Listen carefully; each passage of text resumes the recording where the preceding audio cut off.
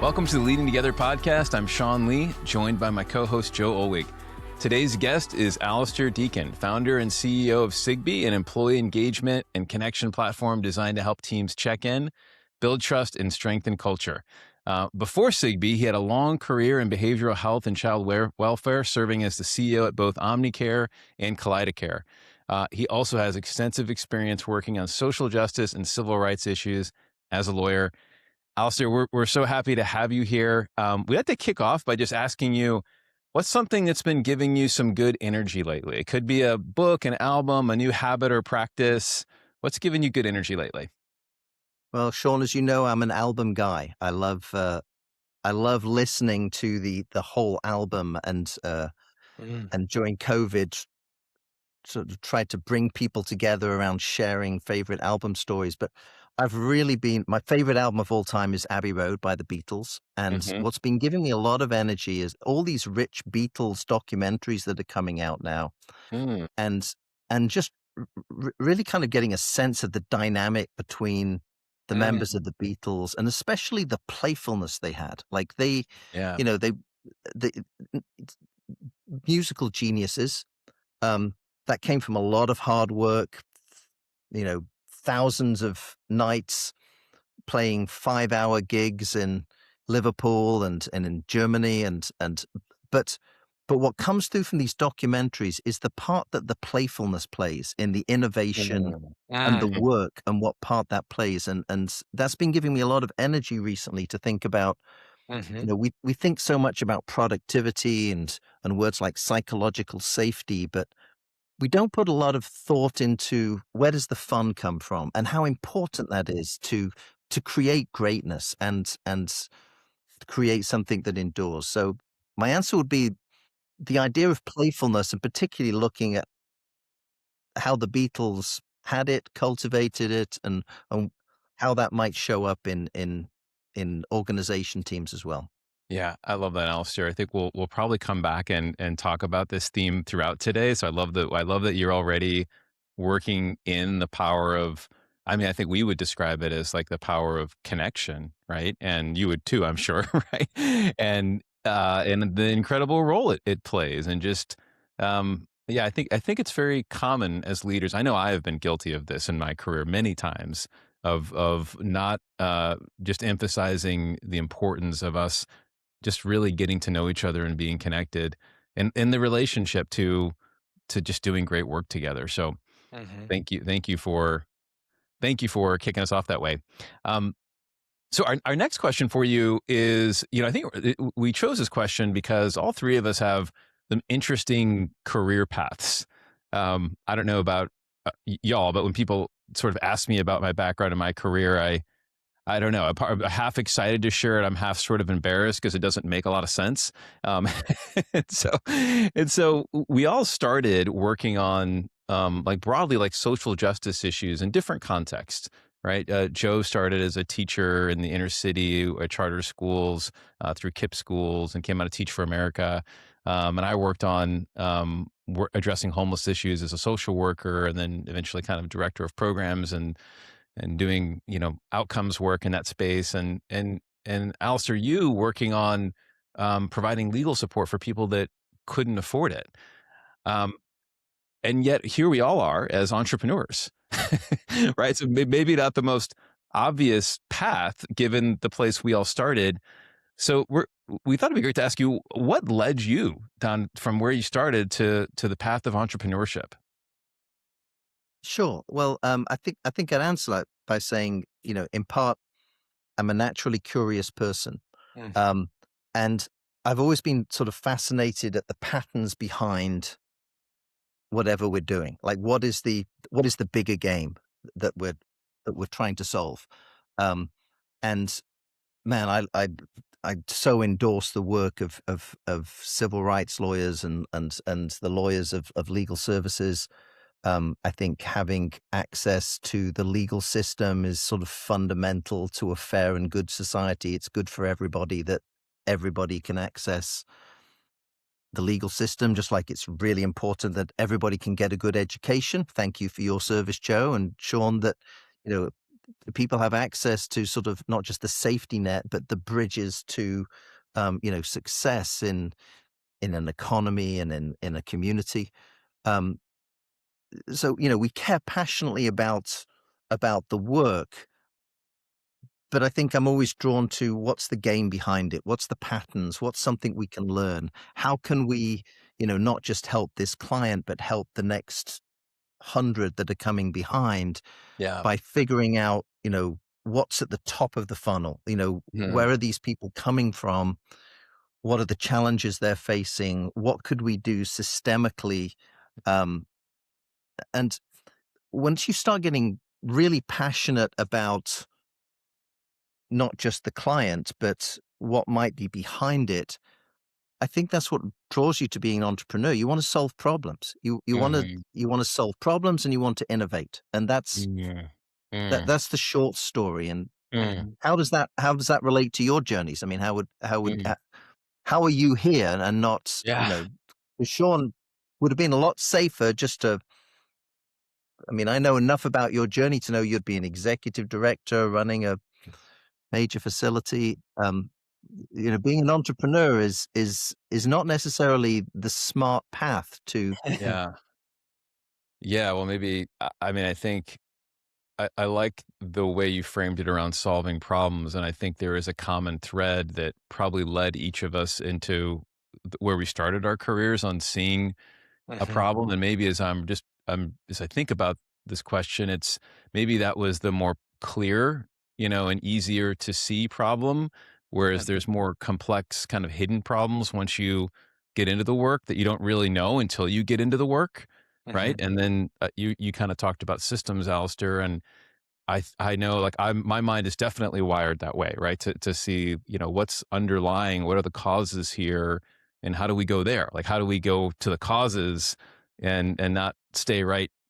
Just, of course, you need to work on both sides of it, of course, right? You need to respond to immediate need and provide support to people, but what are the underlying causes there? So I think that thread, if you pull on it, and if you're curious, like you said, I think curiosity is an incredible strength. At times, I think it can feel like a bit of a curse because the Yes. curiosity never ends, and and you've got to choose, like, in a focused way, like where you want to bring your energy to what level of curiosity. But I think that takes you to want to work on other problems.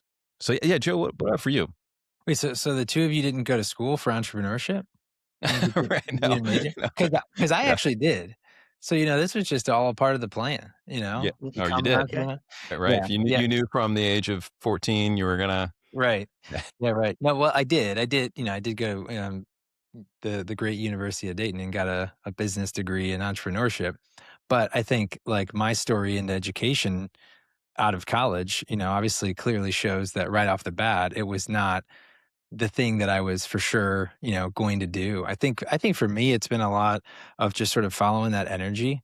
I know that there's some haters on the advice of like follow your passion, find something that you're passionate in. I think there's some different views on that, but, for me, I think it was noticing, how I was not energized by some internship, at the university level and searching for something where I thought I was gonna find some meaning, be able to make some contribution.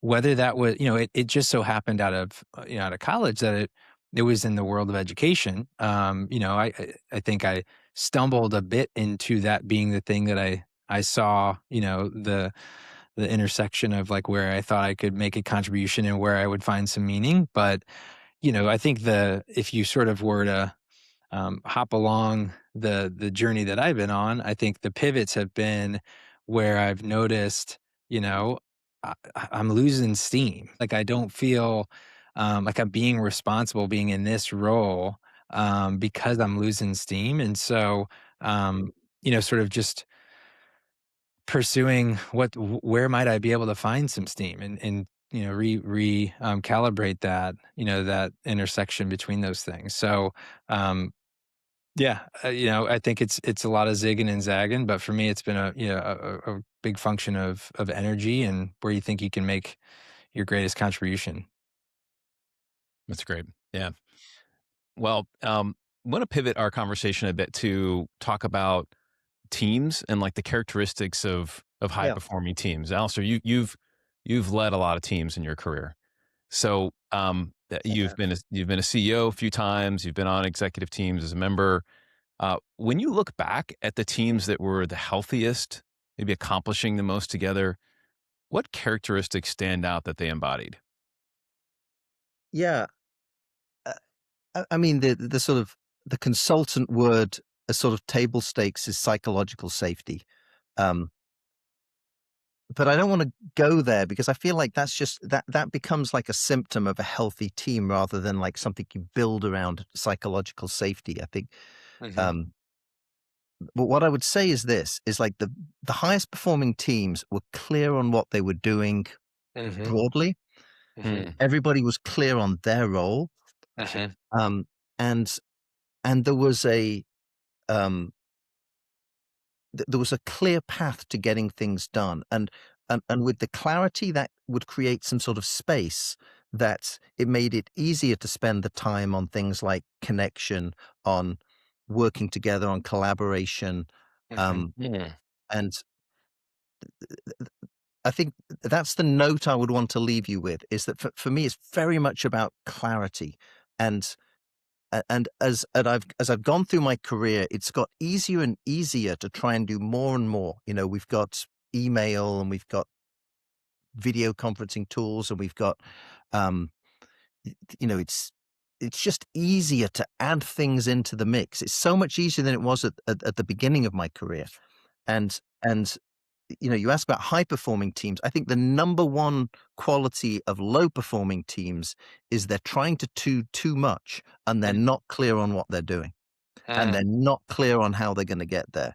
And that sort of ambiguity and noise brings out the worst of people. They start to act in their own interests. They start to sort of go off. The communication problems go. So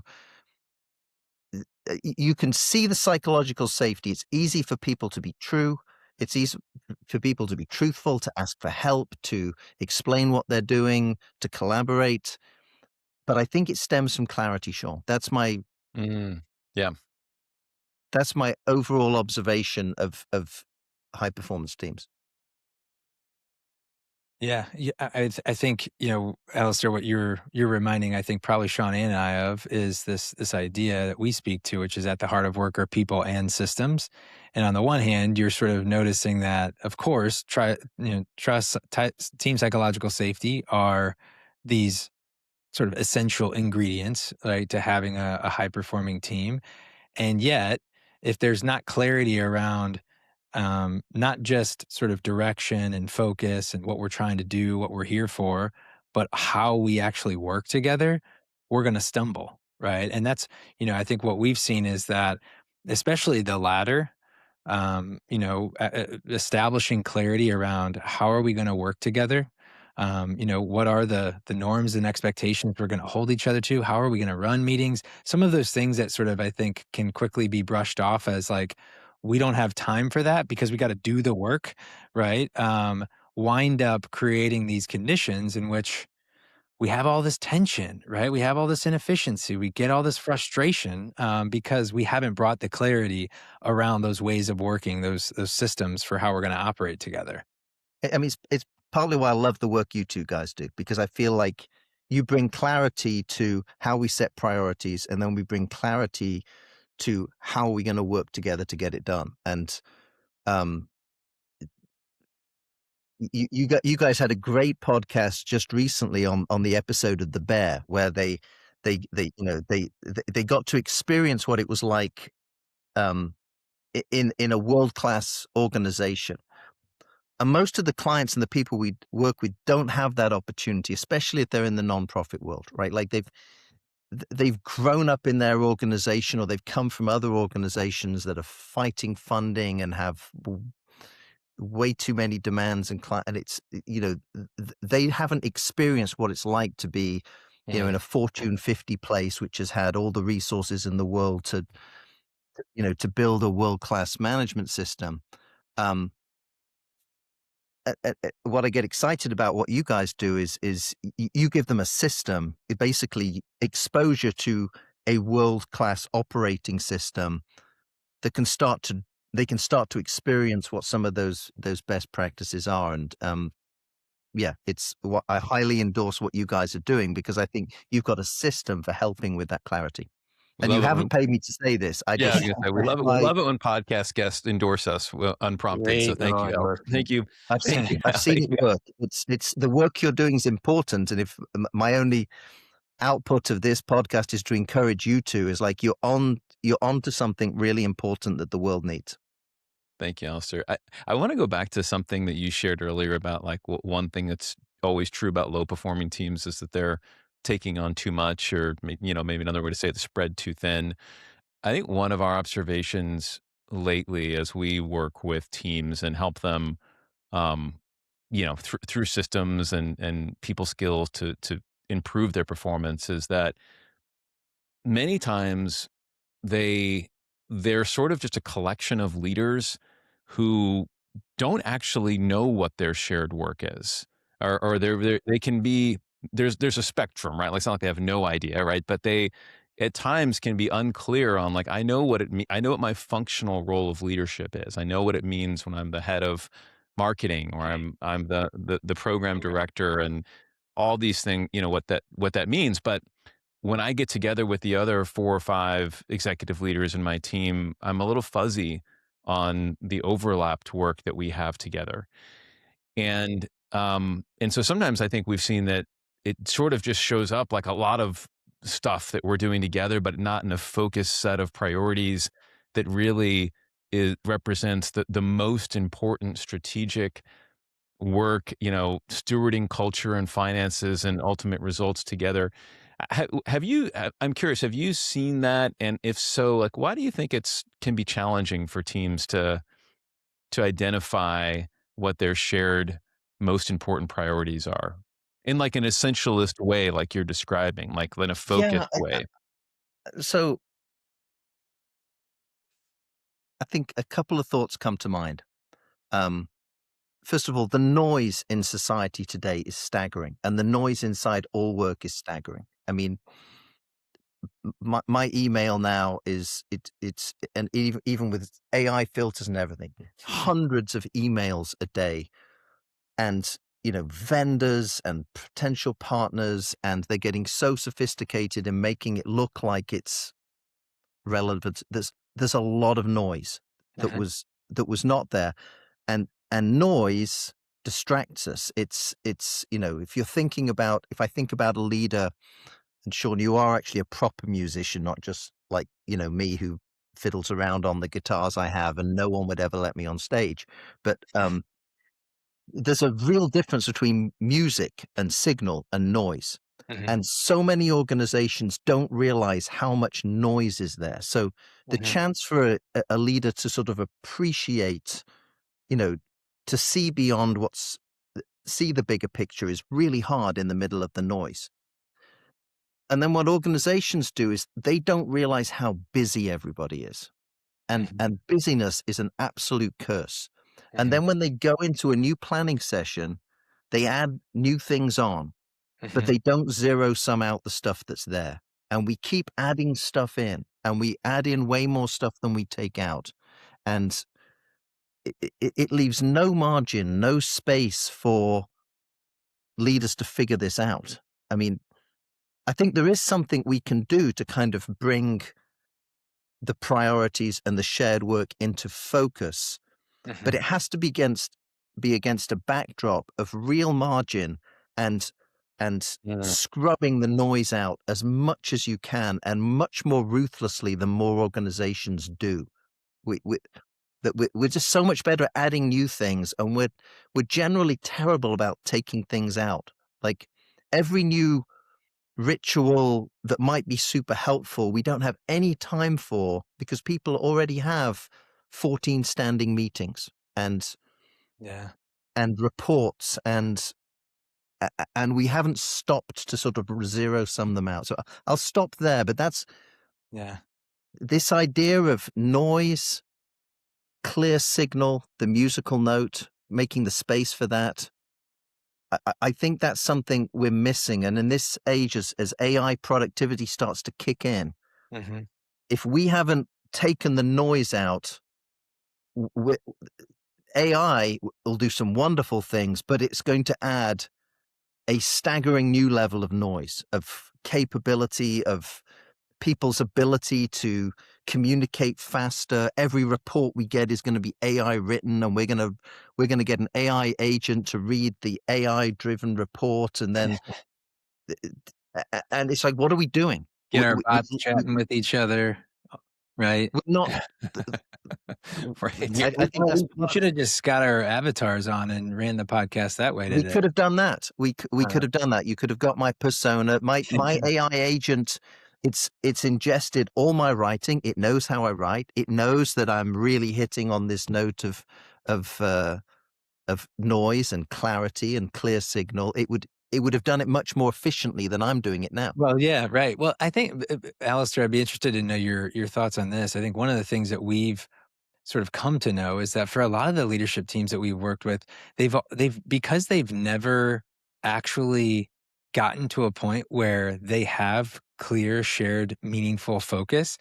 They don't really even have a sense of what that looks like or Correct. what it would feel like, right? It's like we often use the sort of the comparison to team sports where there's this real luxury in team sports. You don't have to figure out really what your focus is in terms of achievement, right? How you get there, you have to sort out, but it's you won the game, you won the league, right? It's very clear like what you are trying to achieve and go after. And so as a result, you have all of this sort of natural camaraderie and teamship and connection that happens because we have that clear picture of what we're trying to achieve and we don't have to really debate it all that much, right?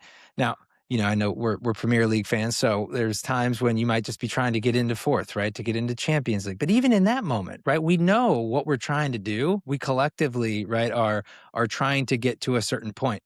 And so when we actually get into this work with teams and when we talk about the importance of teamship and coming together, taking shared ownership over what that team is after, um, in the without a clear focus on what they're after, it's almost like I'm not sure what you're talking about, right? I don't know what that would look like for us. Have you seen that? Very much so. Is the mission statements feel very esoteric, the and even the goals are too esoteric. They're too generalized. There's no. I mean, you're right. Sports. It's like trying to win the national championship, and there's a certain set of stuff you do to be excellent. The way you fold the towels in the locker room, to the way we set out the cones in practice, to everything is. It turns out that there's a daily excellence, but it's driven by clarity on we do everything excellently because then in the last minute of you know extra time we've taken one more second and we're hitting the shot with just a slight bit more you're looking for that edge. And in the non-profit world, that's and just in general business, it's hard to get that clarity. Mm. Yeah. And which means that you've got to be clearer then about the intermediate goals, and sort of the interim, the interim targets that you're hitting. They, those become much more important Yeah. outside of Well, the sports well, world. maybe just to make the connection, because what we see, the patterns that we see is that if there is clarity and focus anywhere, it's at the departmental or functional level. That's where we've actually gotten decent.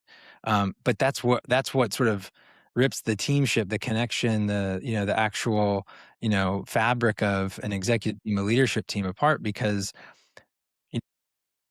we have focus within our specific lane. And so that's where we wind up spending our time. And it's not a shared, focus. It's I have my focus over here, you have your focus over there. And that's where, some of the seams start to pull apart and where we start to see those silos start to pop up. I certainly in my own leadership, mistakes I've made have definitely been around. I feel like I've set the clear vision, or I've set the clear goal that it's like really clear, like this, whatever it is, we got to serve we need 50 referenceable customers by this date. We need, um, there's something very specific, that uh, and I think I've explained, but I've done it once from a speech or I've put it on the wall and I haven't found a way to reinforce it or put it in the language that everybody's receiving. And I'm sort of on to the next challenge. Uh, you know, if it's on the wall or on the website, that's usually not enough. You've really got to pay attention as leader to, has it really been understood? Is it, you know, how do your team understand it? And the nodding along in the first meeting, I've seen my own mistakes where it's like I get then frustrated with someone. It's like, how could you do this knowing that this is the goal? And they've probably got a perfectly reasonable interpretation of, Yeah. you know, Yeah. their path to get there. Um, Yeah, but as Alistair, a that makes as a leader, you've got to be really clear about, has it been understood the way you think you've communicated it? So that falls apart too. yeah. And it also just makes me think of the importance of which I think we probably, if we're being honest, all have room to grow as leaders, is of including people in the process of like including your team in the process of even creating those goals in the first place. And I'm having a flashback of another scene in The Bear.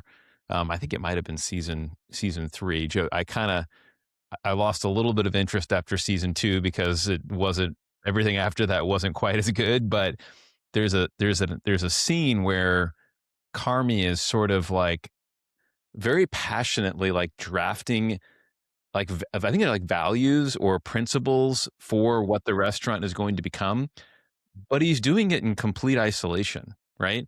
And you can just imagine there being a time, and maybe he did this. I don't actually know. I didn't think I watched far enough to see what happened with those.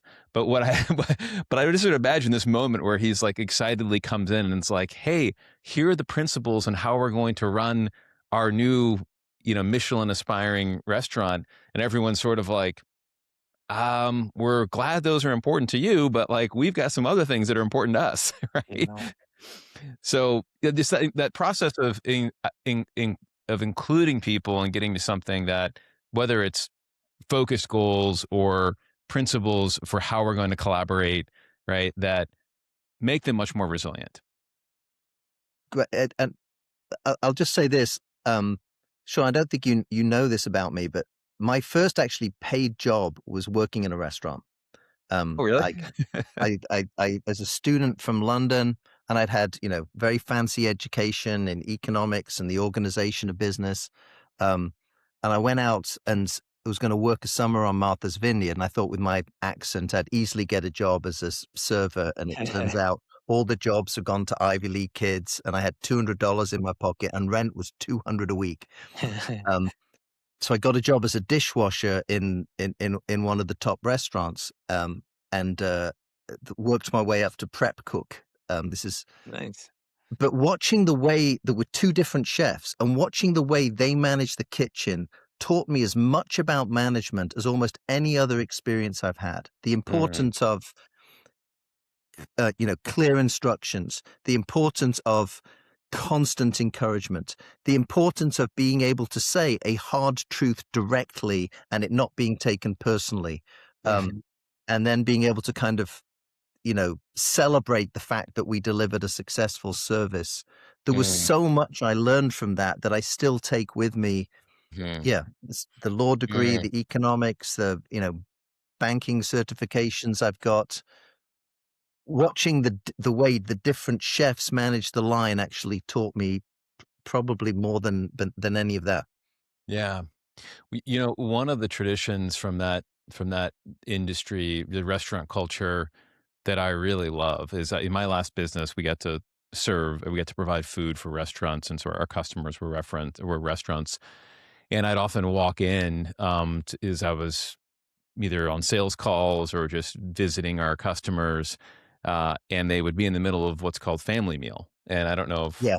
I think Yeah, that's yeah, maybe through culture, pop culture, that's become more of a known thing that people are aware of. But it's basically just they're preparing for service, they're creating, they're cooking something that's a little off menu. People get to experiment sometimes, and they're all sitting down and eating a yep, meal together before they enter into this hectic yep, time together, right? And yep. every single day. I Mhm. mean, what are you think about the rest of the work that we're all engaged in, like a meal with each other every single Amazing. time we go into work? I mean, that could change the world if we all did Yeah. that, right? Right. Right. It's yeah, it's well, we should pin that as an idea on, wheth whether we where we do whether it's done literally or whether it's done that there's an equivalent to that. I mean, not to tout my own deal, trying what I was trying to create with SigBee was this Yes, ritual to start the day, right? yes. Yeah. Yeah, Like before the work, we check in with each other.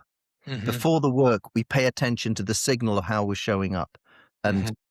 um, yeah, so yeah, Alistair, I think we let's should go pin in that as let's an idea. yeah, let's talk more about that. Like, tell us, what was your inspiration for? I mean, we're kind of on it already, but what led you to want to invest so heavily in giving people the tools to be able to be more connected and check in with each other? I mean, I'd always found, checking in with people, scheduling the time as an important aspect of my leadership. Mhm. Um, I also realized that I couldn't be everywhere at once. Um, Mm, I watched through different organizations I'd had, trying to implement it with different groups. I realized sort of limits of my own, checking in when I showed up in America. I'm, 20 years old. I'm from, just outside Manchester in England, and I'm in Atlanta, Georgia. And every Monday morning, the check-in question was, "How about them Bulldogs?" And Yeah. I learned to say, they just need to get down to blocking and tackling, because I didn't know what was going on. Um, Right. uh, they weren't speaking my language, so the check-in to me, it's like wasn't relevant. And my point is being is like, here I am, a 50-something, you know, white guy from a certain background, and my team is like engineers from India and two guys from South Korea, and you know these people come from a completely different socioeconomic background in Chicago, and we've got different parts of the LGBTQ community. It's like, what is the checking question that you ask? Mhm. I just got obsessed about what what would work, that would be scalable, that would get us the lightest enough signal that would help us show up for each other Mhm. as colleagues, as leaders, as peers, um, and what could the signal teach us, and what could we do with the signal to improve how we change sort of the cadence of our leadership, and and the messaging of our leadership. Was it able to spot psychological safety early? Was it able to spot where we were perhaps burning people out on change management? And listen, we're going to need to implement this software for everybody, but that group, it turns out, is already maxed out, and maybe we could push back this a month for them while Mhm. they recover from the last thing, so we don't pile on top. So I don't know if I'm explaining it very well, but I got obsessed with that mm, problem, and, mhm. I still am. I mean, Sigbee's had some nice validation and has helped lower staff turnover and burnout. Um, I'm in the middle of coding a new service that would help just family groups and peer groups. How could you seed those groups with the right kind of check-in question that Mhm. was a little more interesting and a little deeper, and maybe, you know, picked that opportunity to show up for each other as humans in the middle of all this noise. So the idea of connecting with people, the idea of effective management needing clear signal on how the people are doing, um, the idea that, man, if we had better data around it, it might teach us something really interesting about what's going on. I still love all those questions. There wasn't a tool that did that very well. There was a lot of anonymous surveys. Um, Yeah. but there wasn't, I love the stand-up meeting as a ritual where you get together in the morning and you're looking at each other. Does anybody need any help with anything? Is there anything anyone needs to clear? Mhm. Um, Yeah. Yeah. that's a great ritual, but you can't do it. People show up on different shifts. Um, you're working remotely. You two are in different states. Yeah. Alistair, So what that, yeah, yeah, what resonates so much about your vision is maybe even over all of the strategic components to it that you can get from the data in terms of what you can learn and how you can better respond to, how people are showing up, on a granular level, but also on a broader, organizational level. Um, even over that, I think is just the fact that you're prioritizing connection in this way on a regular basis, right? Trying to help teams to systematize that in helping us to remember that it doesn't take a lot of time, right? Like so one much minute can a day. happen It was, in the yeah, yeah, it, right? it, Like, it can just be 1 minute a day to just pay attention to something. Mm. yeah, And, yeah, and I think everybody thinks they are doing that. hmm And the yeah, reality is we are until we aren't. And the yeah, times we're not is the times we most need to. I mean, mm, I lost a colleague to suicide who, we used to run together as a group. We were like super close. And there was just like this 2-month period where it was a little less frequent, and it eats me up. Did I miss a signal? Did someone not pay attention at the right time? yeah, Yeah. Alistair, this is reminding Joe, I don't know, you might be thinking about this too, but we recently interviewed, which the podcast will, there's a podcast episode will come out, or maybe already be out by the time you listen to this, with Zach Mercurio, who the author of The Power of Mattering. And these, one of the things he, um, talked about was, I mean, is very related to what you just said. Like, we kind of all think we're doing this, but in reality, we're not actually having, like, creating a discipline around something very small that doesn't take a lot of time, but could be so important to help people feel a sense of significance, right? Like, if you just took 5 minutes every morning, if you were practicing listening, or looking at signals, right? If you had some, when however you're listening, right? Like, however that might be, and then to demonstrate back to someone that you were practicing that, practice reflective listening, and share back like that you saw them in a way that, probably feels rare and unique, because so few of us actually do that. Like, that could have such an incredible impact on people, right? And I think the point you both y'all are making just feels really important for our listeners, which is, right, it doesn't take a lot of time. Like, if we just a few minutes a day, if we can really, let people know like how we're seeing them, that can have such a big impact. yeah. Well, and for the leaders out there who are like high strategy, want to win, achievement oriented, you can, I think, Alistair, you help us see the argument for how, if we're really deploying the 80/20 principle and really trying to think about how do we, um, you know, create the conditions in which employees really feel engaged, motivated, check in with them, connect with them, find these small moments to Yeah. just say, "I see Right. you. I'm interested in knowing how you're doing." Yeah. Right? And it can happen in such a small moment, but when we communicate this matters, like, we take the time to do this, uh, yeah, it's a different game. And yes.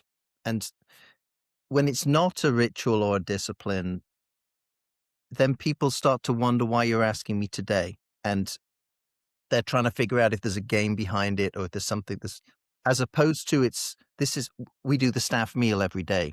Hmm. Um, if it's a ritual, it actually creates a little more space for people to Hmm. offer up how they're doing, Hmm. especially if it's listened to. Actually, only if it's listened to. This was the one of the most interesting Yeah. lessons about SigBee is I invested a bunch of money into gamification. It's this daily check-in. And I thought, so many check-ins like Duolingo that if you do it, you show your streak score and, you know, things happen and the screen does. And we Confetti tried confetti bursts all, and all that. yeah, we tried all the gamification. We tried like prizes and Starbucks thing.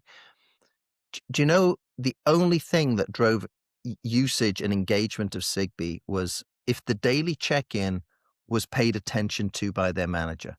Yeah, Mm. Mhm.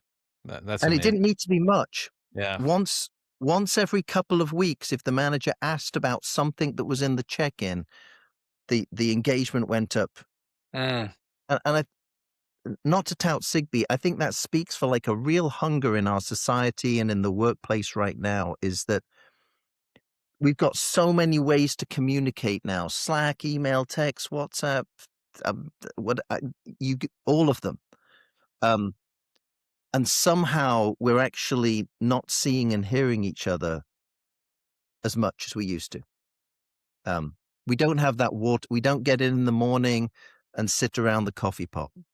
Um, People are showing up with their Starbucks cups and going straight to their office, or they're at home. We're missing so many of the soft signals and the opportunities, this space and margin in which connection happens and the magic happens. Not to tout SigBee, but it's like I think high performance organizations have to create that space and that opportunity for paying attention to how each other is doing. Yep.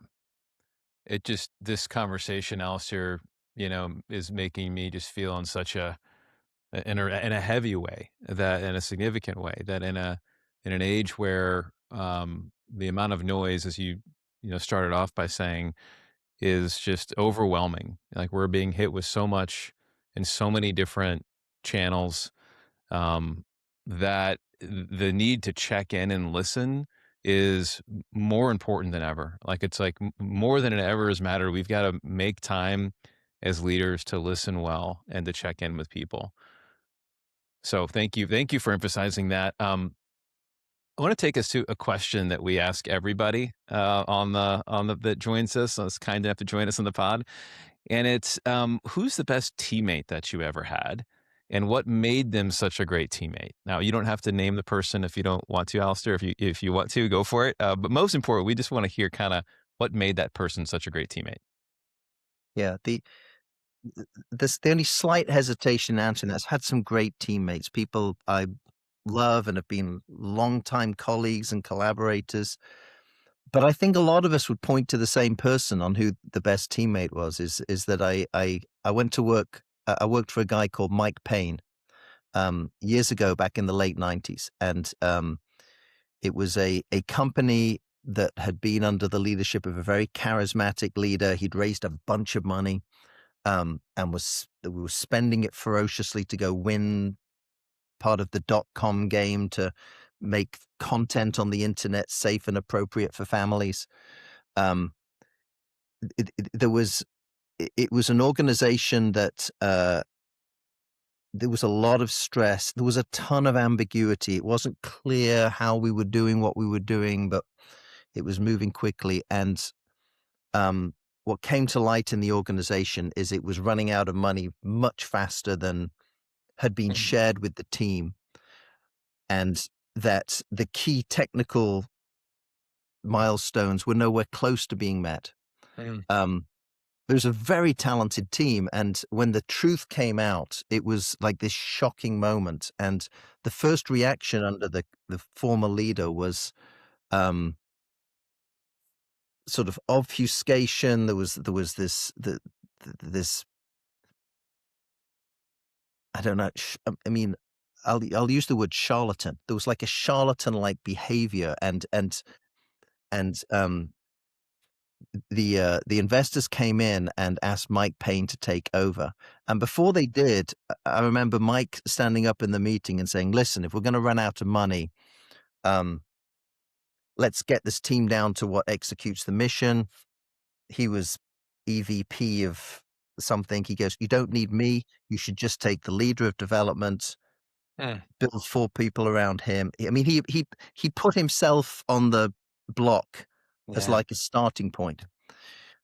But what drew me to him is this: it was a tremendously stressful thing. We were clearly in crisis. We thought we had $1 million to spend a month. We had less than $1 million in the bank, and we were spending $1 million.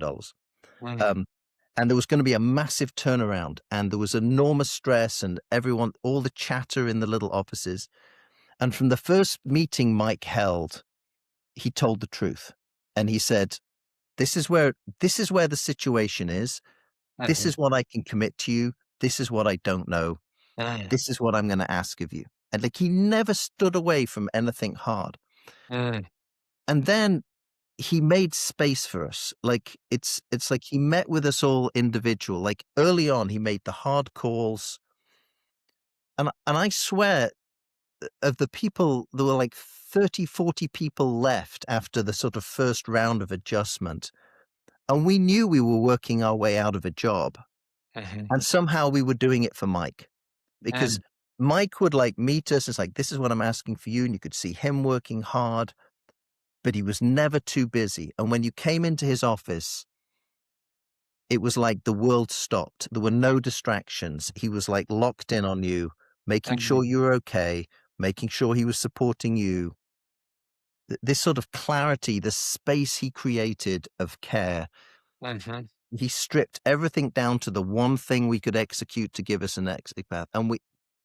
And the other thing he did is every time you met with him, he'd say, "Shaun, has anyone told you you're doing a good job today?" mhm, Mm. Wow. And it became like the mantra for everyone. Like we would say that to each other then, like no matter what, you know, "Joe, has anyone told you you're doing a good job today?" And it was so and it was that moment, and it was like, "I see you." And I don't think up to that point, every leader I'd had, I felt like they were kind of telling you what you needed to hear, or Mm. there was a sense that there were other conversations going on in the corporation above your level, and that certain people might be looking after themselves. mhm, Yeah. And Mike taught me the absolute importance of the trust you build by being honest and not trying to sugarcoat something, Mhm. s- stripping down your job to something clear that you Mhm. felt like, okay, I know what's being asked of me, and then just encouraging us. It was such a powerful, it sounds so simple, but yeah, this happened to me probably in my sort of mid 30s, and but then the first time I became a CEO, I called him up and I said, "I know you're in semi-retirement, but would you consider being my COO?" Mm. And we were taking over a founder-led company that had a tremendous amount of politics, internal politics. And Mike just brought this refreshing honesty of like mm, zero politics. Mhm. What we write on the board is what we're doing. What we say in one conversation is what we say in the next conversation. And it was just inspirational, and many of us, still call him up years later, for advice on a difficult situation and how would you handle this, and um, that sort of radical honesty. And I know I'm going on and on about it, but Great. it really has driven me, and it's made me reject working in any organization where that's not a characteristic, because once you've experienced it, you can't ever go back to Yeah.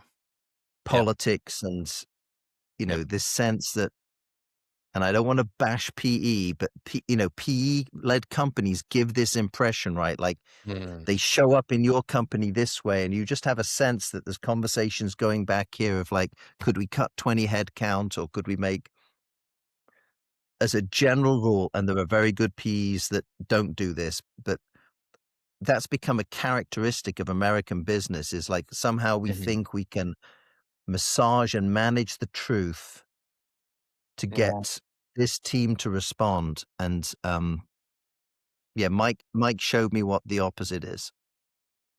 Alistair, you mentioned earlier that it sounds simple, right? Like this timeless wisdom of being completely transparent and honest, and really working to build trust through that, just establishing this incredibly high level of trust with the people that you're working with. And yet it's more rare than we think, It's right? To work with leaders who operate the way that Mike did. How do you, what's going on there? It sounds simple, and yet it's um so rare.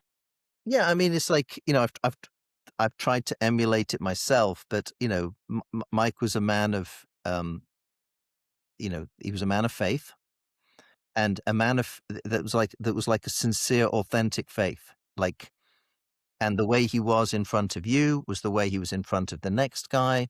He was the way he was with his wife. It was the way he was with his kids.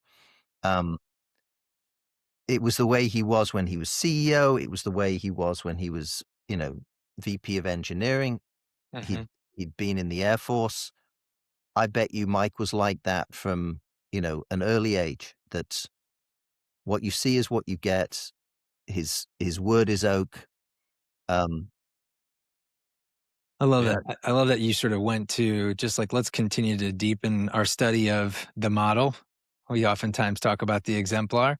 We can be quick to sort of go to the leader who doesn't do this and try to unpack all of their issues and why they don't do that. But sometimes the best way to sort of learn and grow into that form of leadership that Mike is modeling, and just by further studying, like how was he showing up, right? What were his mindsets that he was carrying into his day to day that allowed him to show up in that way, right? Because for our audience who is striving to be the best version of themselves as leaders and teammates, it's about how do I make these shifts so that I can strengthen how I'm showing up as well. So I love that you just sort of kind of went back to Mike and said, like, what was he doing that was so Yeah.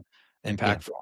Yeah. I think I think part of it is this idea of clarity and simplicity is he didn't overcomplicate it. Like, I think I've experienced so many managers that they're so busy, you can't get time with them. And it and when you talk to them, you have a sense that things are going on that are so complicated and difficult that, and like I said, Mike created this space of look, this is not hard. This is just business. It's not family. It's not raising kids, which is, you know, still figuring that out. Um, this is just business. Like, you set a yeah. goal, you tell someone what you're going to do, and you do your best to do it. And there's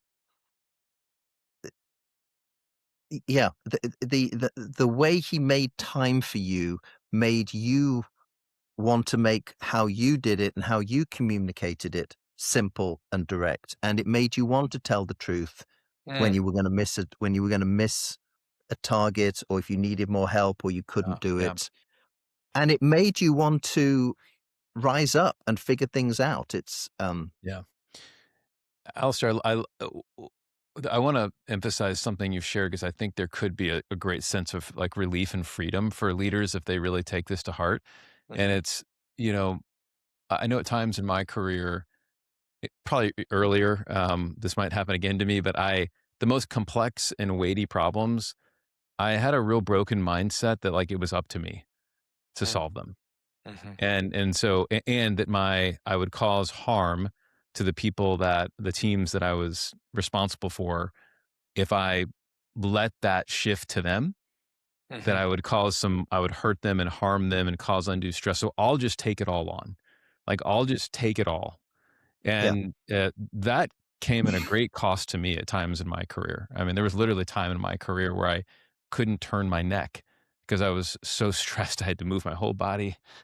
You oh know, dear, for those of you on video, swiveling in my chair, but this is the only way I could see anybody to my left or right because I was so stressed out and taking on so much. And there was a moment in my career where I honestly don't remember what like gave me the courage to do this, but I was facing a really tough situation, or the company I was leading was, and I just decided I'm going to call in all hands and I'm going to tell everybody and I'm going to invite them into it. Mhm, And it was so surprising because they responded in such an incredible way, one that I did not expect. And some of the best ideas to help us navigate out of that situation came from all over. This is a 70-person company at the time. And it just like, yeah, it changed my belief, and also I also felt convicted because I was like clearly the underlying in me, I didn't. didn't think they could handle it, and they could. Like they blew my own expectations out of the water. So, anyways, long way of saying, there's relief in doing this, right? And I would say maybe I'd also say is that, but we need to do it in a way that doesn't just like sort of like we still need to. What we share with Mike is like Mike still expressed confidence in his vulnerability. Like you believed he was going to help. He was going to steer you out of it, right? So there's this fine line between vulnerability and also like not just like, whoa, that's a lot. Like I feel like we're totally screwed now, right? Versus like Right. I hear it, there's a problem I'm invited into, and I trust that we'll be able to get through it together. So yeah, does that anyways, so maybe maybe last question for you, Alistair, is there anything you would like to promote and how can people connect with you? Thanks. Well, I've really appreciated this conversation today. I mean, I'm running SigBee, but I'm doing consulting work for organizations that, are looking to navigate um, this current world of how do you bring in AI and how do you, much of my experiences in software, but my passion is definitely about how do you put in place the supports for a high performance team. So find me Yeah. on LinkedIn. You can Okay. find what I'm about. But if I'm to promote anything, I'd like to promote your work, guys. I think you're doing the right work for the right time. So Yeah. Alistair, well, thank you so much. Thank you for coming on. This has been a really fun conversation. We are so grateful for your work and for your friendship. And yeah, just thanks for making the time today. Thanks for tuning in to this episode of Leading Together. If you found it valuable, be sure to like, subscribe, and leave a review. It helps more leadership teams discover these conversations. If you're watching on YouTube, hit the like button, subscribe to the channel, or drop a comment with your thoughts. And you can always find more resources at sixlevers.co, including how to sign up for our newsletter that we ship every Tuesday morning. Hope you have an awesome day.